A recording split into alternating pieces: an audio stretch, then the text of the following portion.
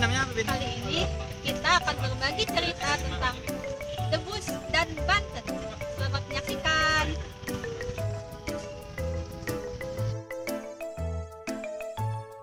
Jadi kami di sini mau menjelaskan tentang Debus Banten pada zaman prasejarah. Saya Sinta, saya Ani.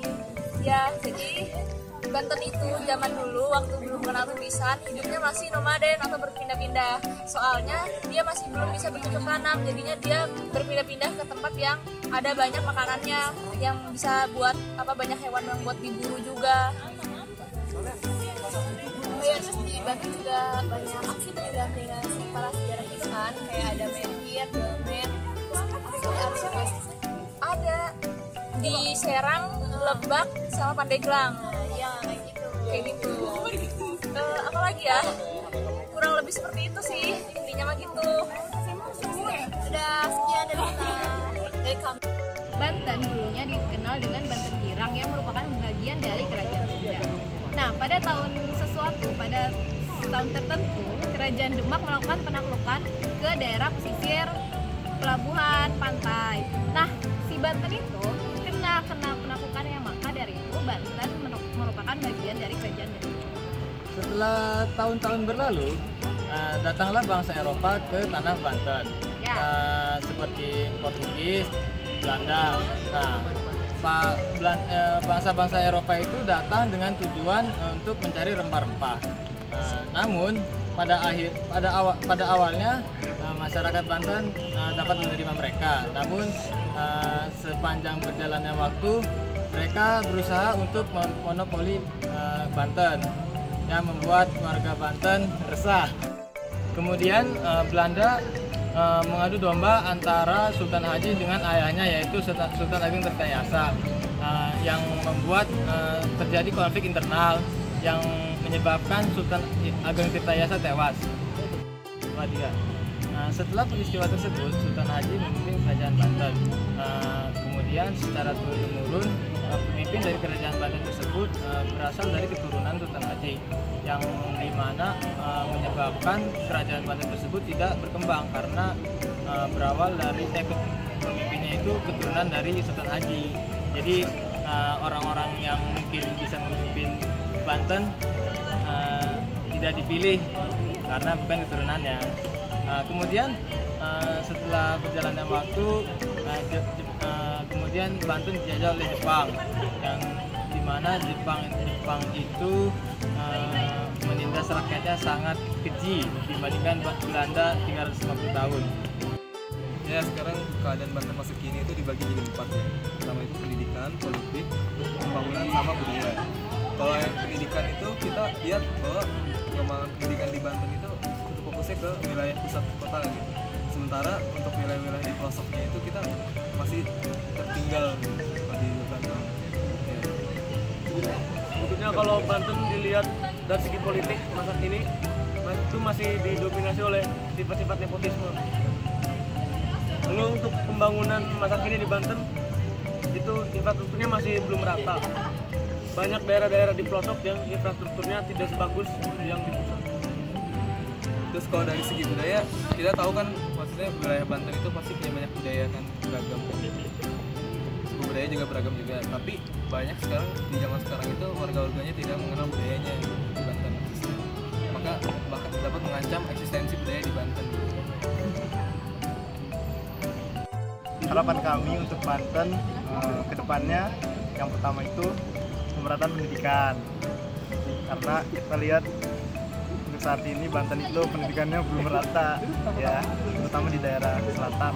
Yang kedua, pembangunan ya, karena pembangunan itu di daerah Banten itu sendiri itu bukan terpusat ya, intennya itu di daerah dekat ibu kota, itu Tangerang, dan ibu kota provinsinya sendiri yaitu Kota Serang. Yang ketiga itu adalah pelestarian kebudayaan, terutama untuk remaja-remaja seperti saya sendiri ya itulah, belum tahu banyak tentang Banten. Jadi ya semoga pemerintah itu melakukan program-program yang berkenaan dengan kebudayaan. Terus harapan pribadi saya untuk pemimpin Banten yang akan datang itu yaitu saya. Terus yang kedua adalah agar pemimpin Banten itu bisa menampung aspirasi dari masyarakat seperti gedung itu. Ya, gedung itu seperti payung yang terbuka ke atas yang bisa menampung aspirasi dari masyarakatnya. Ya, sekian. Jadi di forum group discussion di kelompok pertama itu menjelaskan tentang dinasti Banten, bagaimana dinasti Banten bagaimana pemerintahan dinasti di Banten. Ya, jadi dinasti Banten itu sebenarnya muncul karena adanya keserakahan beberapa orang. Itu ada beberapa kesalahan teknis seperti itu lah ya. Terus dinasti di Banten itu sebenarnya lebih banyak membawa pengaruh buruk daripada pengaruh baiknya. Jadi sebenarnya di sini kita ingin dinasti itu untuk digantikan dengan pemimpin yang lebih kompatibel, yang lebih mereka tuh lebih bisa memimpin daripada yang ada di dinasti itu. Jadi harapan kita ke depannya adalah semoga pemerintahan yang ada di Banten ini bisa lebih baik lagi dan kemudian dinasti itu dapat diperbaiki. Sekian. Fenomena pembangunan di Banten belum merata karena pembangunan infrastruktur yang belum memadai. Yang kedua, cara pikir masyarakat yang statis mempengaruhi sistem pendidikan yang dianggap kurang penting. Yang terakhir, sebaiknya pemerintah dapat membangun fasilitas yang lebih memadai sehingga Pandeglang bisa lebih maju bahkan menyaingi daerah lain.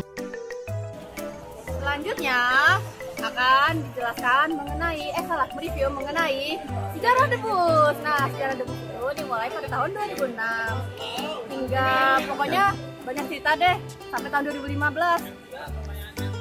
Selanjutnya di tahun 2012 debus mengalami penataan kembali yang diketuai oleh Kak Dina. Terus 2013 itu debus mulai pertama kali menyelenggarakan pagelaran yang bertajuk Datulaya. Nah, itu diketuain oleh Pak Wayan. Nah, selanjutnya 2014 itu Kak Dery, sampai 2015 itu Kak Faisal. Nah, itulah debus hingga sekarang. Itu adalah filosofi logo dari debus. Mahasiswa ITB dari Banten, walaupun beda-beda daerah itu satu-satu. Yang logo debus itu kan ada warna oranye juga dan ada gambar Masjid Agung Banten yang berada di sana.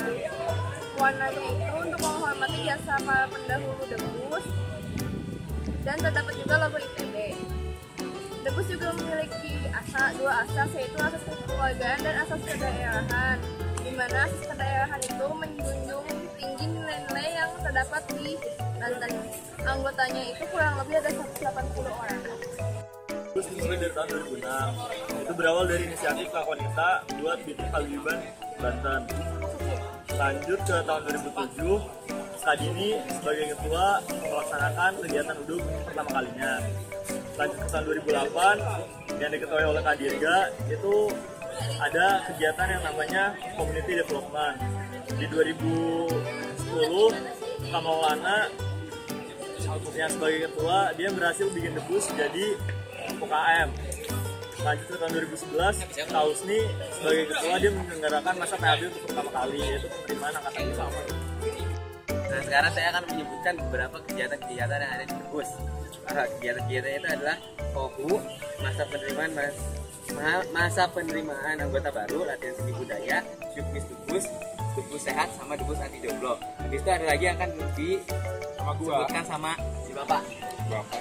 Jadi ada lagi kegiatannya, yaitu ada LKO, terus juga ada peringatan DS Debus, itu tanggal 25 November tiap tahun dirayain. Terus juga ada UDO dan Community Development, dan yang terakhir yang paling baru adalah adanya kolaborasi seni budaya. Assalamualaikum warahmatullahi wabarakatuh. Saya Adino Fidal Rahmat dari FTB 2015, CDP 2016. Saya akan menjelaskan tentang kaderisasi sebagai proses transformasi manusia dalam organisasi. Yang pertama dari kaderisasi yang perlu ditanyakan bagi kita semua adalah apa itu kaderisasi? Kaderisasi itu jika diumpamakan seperti mesin yang memiliki gir-gir. Gir-gir tersebut bisa diumpamakan sebagai anggotanya. Jika gir-gir tersebut bekerja dengan baik, maka distribusi itu sebagai organisasi dapat berlangsung dengan baik. Jadi bisa diumpamakan juga sebagai aliran air. Itu maksudnya adalah kaderisasi digunakan untuk menurunkan nilai-nilai baik dari kakak tingkat menuju ke cadubus-cadubusnya dan menjadi karakter yang baik dan memiliki sifat pemimpin. Yang kedua, kenapa harus ada kaderisasi? Yang pertama karena adanya diversity atau perbedaan. Dari Banten sendiri aja ada beberapa provinsi, ya Cilegon, Serang, Pandeglang, Rangkas dan lain-lain. Nah, jadi kan karakternya berbeda-beda. Di situ kita buat menyatukan karakter yang berbeda-beda itu untuk membangun Banten yang lebih baik. Yang kedua yaitu progres, supaya makin lama makin baik. Nah, dari banyak faktor perbedaan kita bisa saling bertukar faktor itu, jadi kita bisa lebih baik lagi untuk membangun Banten ke depannya. Saya akan menjelaskan tentang bagaimana kaderisasi itu dilangsungkan. Nah, saya akan menjelaskan tentang bagian yang pasif. Apa sih maksud dari pasif ini? Pasif ini ialah jadi dari masa debusnya itu hanya memberikan materi, wawasan atau pengetahuan tentang debusnya itu sendiri ke kita, dan kitanya itu tidak turut aktif untuk misalnya ya bertanya-tanya tentang materi itu. Jadi kita hanya menerima aja gitu loh intinya gitu. Tadi tentang kaderisasi pasif, selanjutnya saya akan menjelaskan tentang kaderisasi aktif. Yang dimaksud kaderisasi aktif yaitu kaderisasi yang bersifat aktif dari pengkader dan dari orang yang dikadernya. Berbeda dengan kaderisasi pasif, kalau pasif hanya diberikan dari satu arah, dari pengkader ke orang yang dikadernya. Sedangkan aktif yaitu orang yang dikader mencari-cari apa yang dibicarakan oleh pengkadernya dan mencari-cari nilai dari apa yang dibicarakan oleh pengkader pula. Adalah time limit. Nah, time limit ini artinya setiap masa debus itu mempunyai batas waktu menjadi masa debus itu. Nah, makanya tujuan kaderisasi ini mencari generasi calon-calon debus yang baru. Kita akan membahas materi 3 mengenai seni budaya Banten. Mantap! Seni adalah hal yang berkaitan dengan estetika. Budaya adalah suatu hal yang diturunkan secara turun-temurun. Dengan demikian, yang dimaksud dengan seni budaya adalah hal yang berkaitan dengan estetika yang diturunkan secara turun-temurun. Nah, sekarang kita membahas tentang kesenian Banten. Kesenian di Banten yaitu adalah debus. Debus adalah seni pertunjukan yang memperlihatkan permainan kekebalan tubuh. Ya, lanjut ke tari tradisional Banten. Salah satu tari itu terkenal dari Cilegon, namanya teori Benderang Lesung. Ini nih tari untuk rasa syukur pada Yang Maha Kuasa. Ini biasanya habis panen. Jadi mereka pakai pakaian tani dan pakai alat lumbuk, lesung dan alo. Terus biasanya diiringi sama tarian sama suara beduk. Terus ini tuh biasanya make pakaian orang yang lagi bertani. Salah satu tarian sangat unik dari Cilegon. Tari tradisional yang kedua adalah tari Wali Jamalina. Tarian ini adalah tarian selamat datang yang terdiri dari 6 adegan pokok. Semuanya terinspirasi dari bait-bait sholawat. Penarinya adalah perempuan dan ditarikan secara energik. Kemudian tarian yang ketiga adalah tarian Grebek Terbang Gede. Tarian ini terinspirasi dari wilayah Terbang Gede. Nah, di KCDD 3 itu membahas tari rampak bedug. Tari rampak bedug itu jadi sajian instrumen yang berupa perkusi yang diiringi suara bedug, yang ditingkai suara bedug berbagai ukuran. Jadi tari rampak bedug itu maksimalnya 8 orang. Nah, standarnya itu 6 orang. Nah, yang intinya itu harus berpasangan, kalau nggak ya berpasangan genap. Nah, untuk musik tradisional Banten ada banyak banget nih. Salah satunya, yang pertama itu ada angklung buhun. Angklung buhun itu pada umumnya bentuknya sama kayak angklung. Cara mainnya juga sama digoyangkan. Hanya saja angklung buhun ini adalah alat musik khas banget dari Lebak. Sedangkan yang kedua itu ada dok-dok lojor. Kenapa namanya dok-dok lojor? Karena dok-dok lojor ini kan alat musik yang dipukul, dan ketika dipukul itu bunyinya dok-dok. Sedangkan lojor itu karena bentuk dari dok-dok lojor ini panjang, makanya namanya lojor. Dan dok-dok lojor ini ada 3 gitu, dan nadanya itu ada yang rendah, sedang, sama tinggi. Yang selanjutnya alat musik itu dari Banten ada saron. Saron itu alat musik yang dipukul. Nah, nadanya itu daminatila. Selain itu ada namanya bonang. Bonang juga nadanya daminatila. Kedua alat musik itu yang mengiringi tarian rampak beduk. Selain kedua itu ada kendang yang dipukul. Nah, terus habis itu ada namanya terbang gede. Terbang gede itu semacam rebana, cuman bentuknya lebih gede daripada rebana biasa. Kali ini saya akan menjelaskan mengenai pakaian adat dari daerah Banten untuk wanita. Yang pertama yaitu kebaya. Kebaya yang disebutkan di sini adalah kebaya pada umumnya yang biasa kalian tahu, seperti atasan dan juga bawahannya yaitu samping bermotif batik, kain bermotif batik sebagai bawahan atau rok. Selanjutnya kembang goyang. Kembang goyang adalah semacam bando yang terdapat beberapa 4 sampai 6 bunga yang ujungnya dapat bergoyang ketika bergerak, makanya disebut sebagai kembang goyang. Yang terakhir yaitu rangkaian bunga melati yang biasa disampirkan pada bagian sini atau sebagai hiasan pada rambut.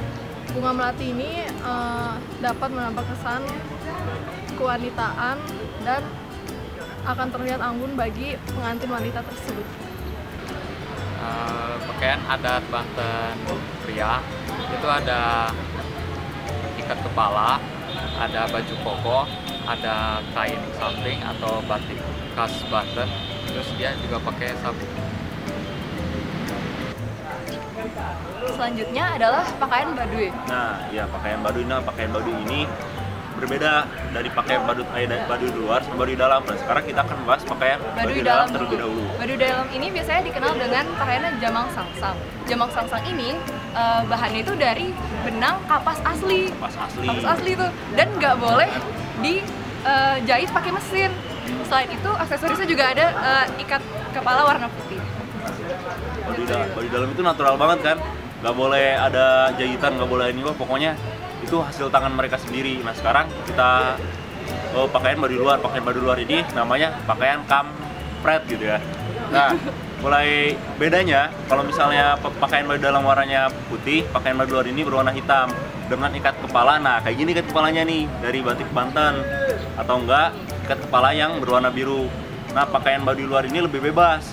Kalau misalnya di Baduy dalam nggak boleh ada jahitan atau apa, kalau di Baduy luar ini kita boleh jahitan, boleh dikasih aksesoris kayak misalnya kancing atau apalah, terserah. Jadi pakaian itu lebih bebas daripada di Baduy dalam. Nah, seperti itu teman-teman.